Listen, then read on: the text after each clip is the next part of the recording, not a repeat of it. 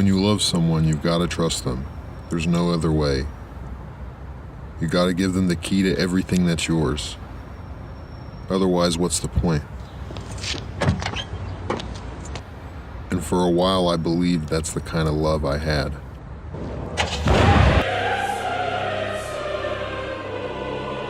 Before I ever ran a casino or got myself blown up, Ace Rothstein was a hell of a handicapper, I can tell you that. I was so good that whenever I bet, I could change the odds for every bookmaker in the country. I'm serious.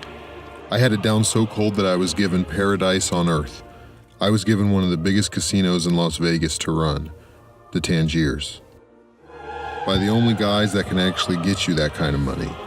$62,700,000. I didn't know all the details.